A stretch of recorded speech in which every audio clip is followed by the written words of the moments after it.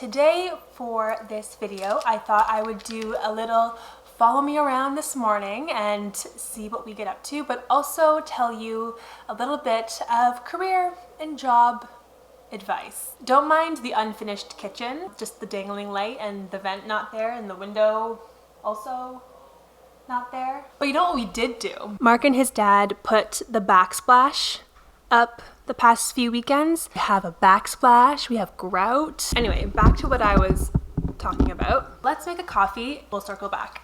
I hate that I said that. Circle back, I'm just gonna roll with it.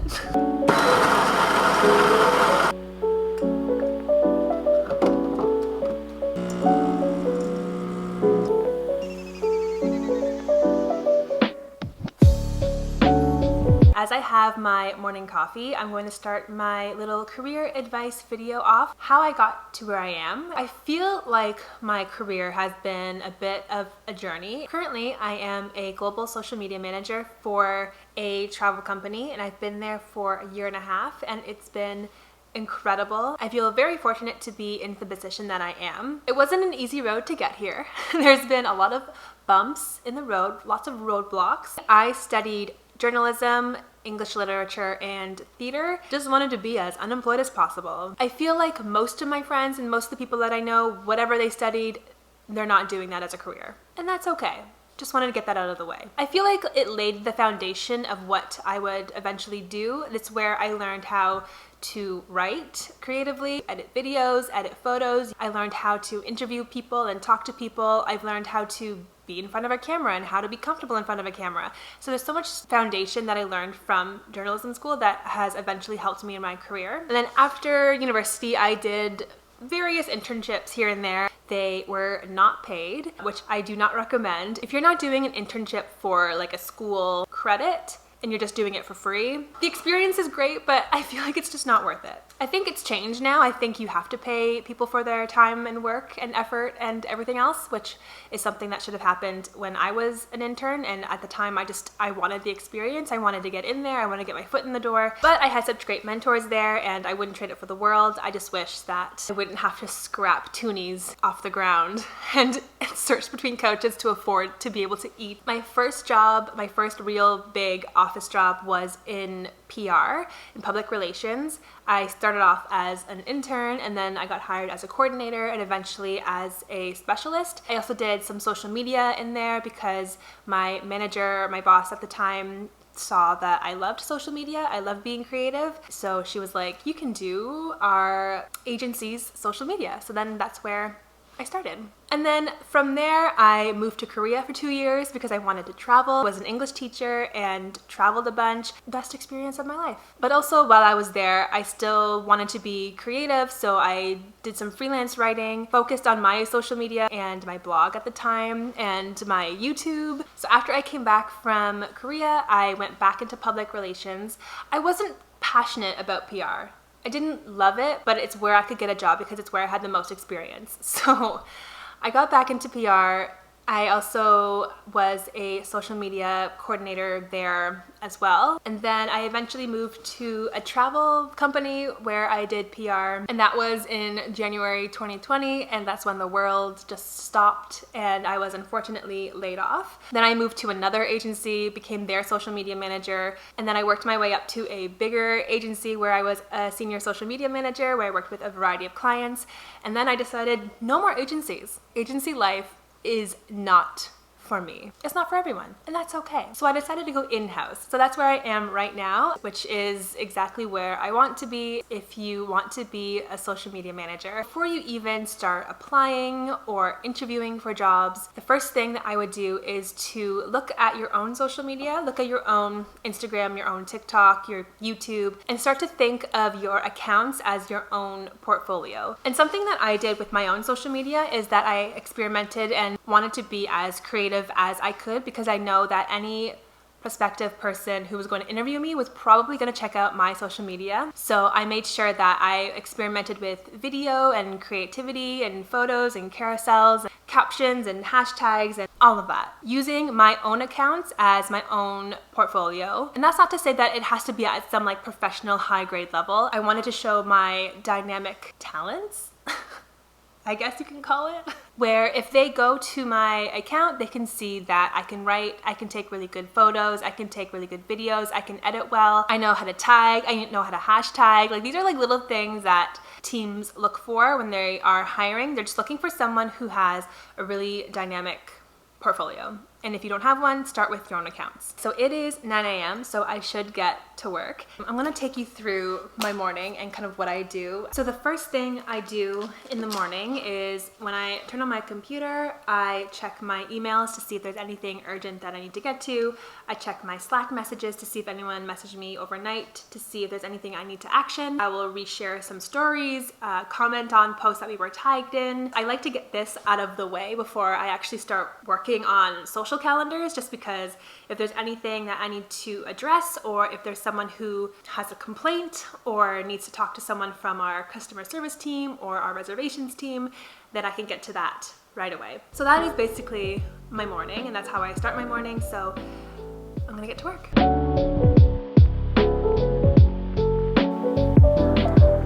Hello, it is currently 10:30 and I'm making breakfast. Just making a bagel and cream cheese. But I finished going through all of the DMs and the comments, finished all my Facebook approvals, and then I uploaded some YouTube shorts on our YouTube channel, got through my emails, got through my Slack channel. You know what I want? I want cream cheese on one bagel, some salt and butter on the other. Let's go sit down, eat the bagel, and chat a little bit more. I like wolfed down that bagel. That was so good. Let's talk about how to find a job. Step number 1, looking for the job you want. Looking for a job is basically a full-time job in and of itself. It takes a lot of time to look for what you want, research companies that are hiring, updating your resume, your portfolio, doing interviews. I can only talk about my experience, and when I was looking for jobs, I looked a lot on LinkedIn. So LinkedIn has a little job section that you can search for, and you can narrow it down to the kinds of jobs that you want. So LinkedIn is kind of the first place that I go to, and I always make sure when I apply for jobs that my LinkedIn is up to date as well. So you know how on LinkedIn it says your name, and then at the bottom there's like a subhead, and people usually put their job. So it'll say like Jessica Moy, social media manager at blah blah blah company. For that subheader that's below your name, don't put the job that you are currently working at. Put something more along the lines that is searchable in case recruiters are looking for someone in your position. So for mine, it says Jessica Moy, social media, public relations, digital media. When there are recruiters and they're looking for someone who works in social media, public relations, or digital media, your name will come up first. That's just strategizing for SEO, search engine optimization, making sure that your name is at the top because you have those keywords that they're looking for. I personally have never worked with a recruiter, but that's another option. I don't think you pay them. They get paid when you get hired by the company. I don't have experience, so I can't really talk about it, but it's another option. Also, what's really important is networking. I would say like that's how a majority of people nowadays get their jobs. They just know someone who worked at this company that you want to work at. So if you have like a family member, a friend, a family friend, a previous colleague, a previous manager, a previous boss, if they work somewhere that you want to work, reach out to them. You can do that either via LinkedIn, or if you have their number because you have that personal relationship, then you can text them or call them. Really use your network to see what is out there. But if you are recently graduated or maybe you just don't have a lot of people around you who work in your field, there is a career platform for women called Monday Girl. And I was a part of it. It's really great. You can set up one-on-one time with mentors who work in a variety of positions. That's where you can find mentors. You can search for job opportunities. They have a really good newsletter that I am a part of that they send out every Monday morning, giving you kind of like career tips and tricks and job opportunities and podcasts to listen to. They're really fun. Anyway, not sponsored, just really like them, and it's somewhere to start if you don't know where to start. Okay, so you have searched for the jobs you want, you have applied. So we're gonna talk about interviews. If you got to the point where you're being interviewed, the person has already read your resume. They know you can do the job. You've already gotten to that point. Anyone who they interview, they can do the job. What they're looking for is personality, someone who they, can get along with, someone who is very positive, very curious, and very passionate about what they do. So when I start interviews, I always kind of have a little bit of small talk, and it can go both ways. It just makes it feel like a conversation more than just like a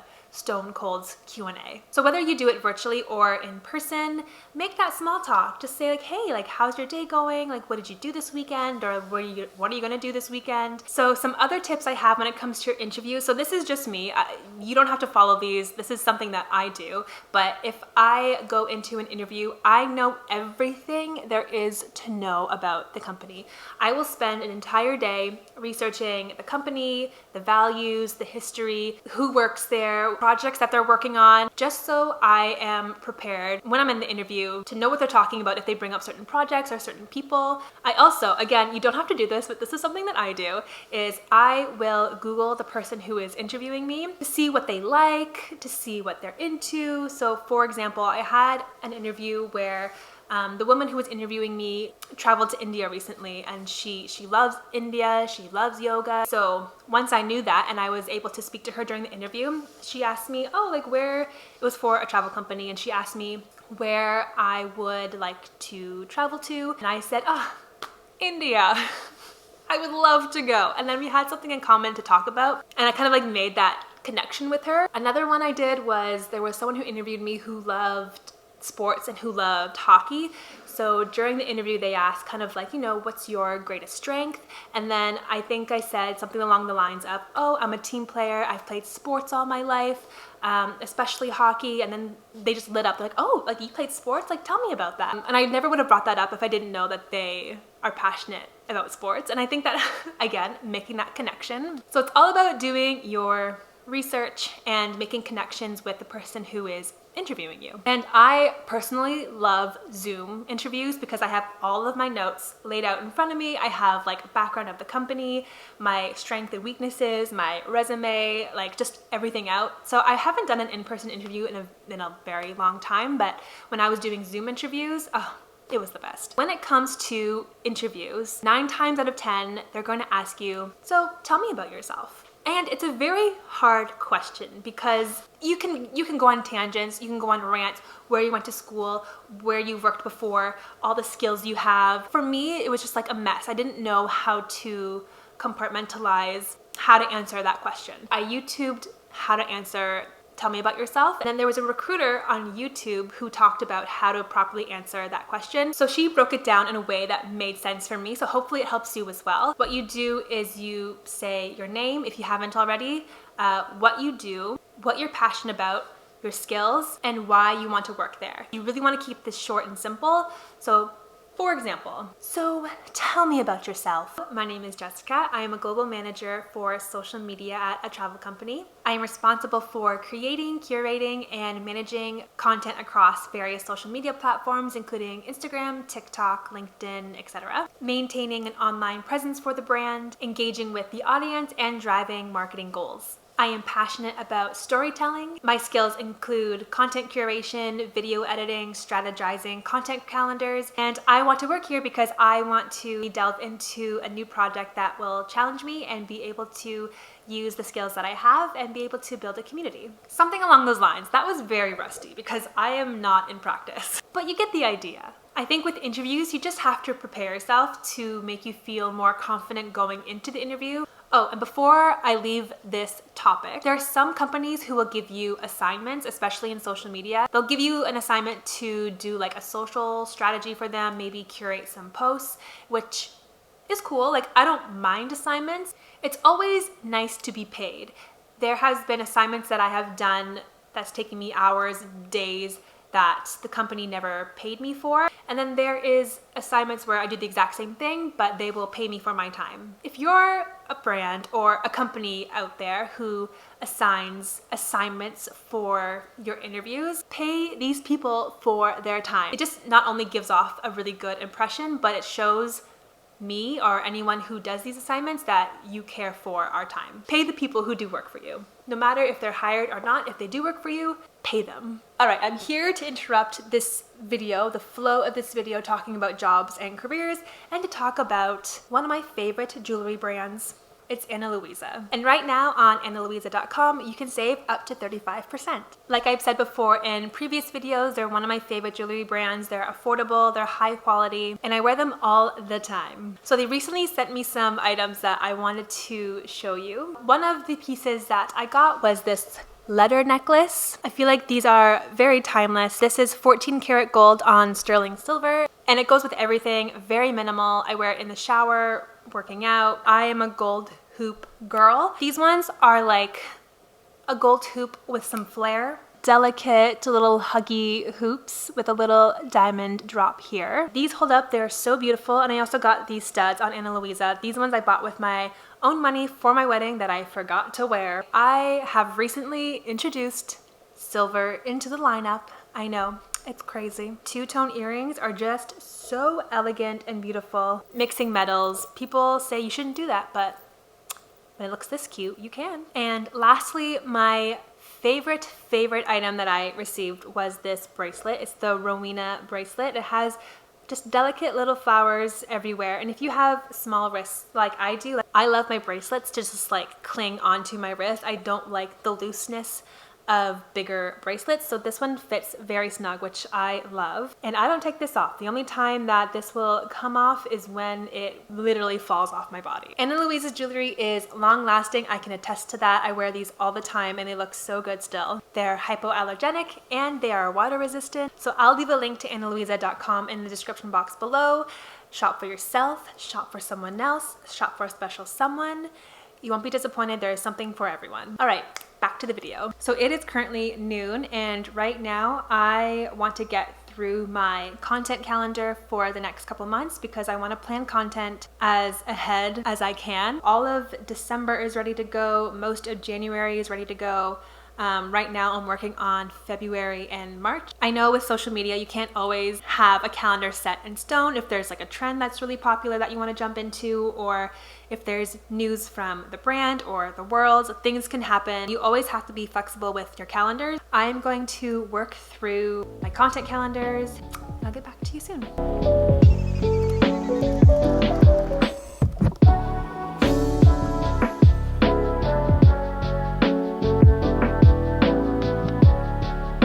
We have made it to my office. This is the office situation. I'm just gonna work in here for the rest of the day. It's currently 1 p.m. I meant for this video to just last the morning, but here we are. And of course, my battery's dying. So I will make this quick. So we've talked about how to become a social media manager, how to apply for jobs, interview tips, and now that, you know, let's say you got the job. Amazing, incredible. Out of hundreds of applicants, you did it, you got the job.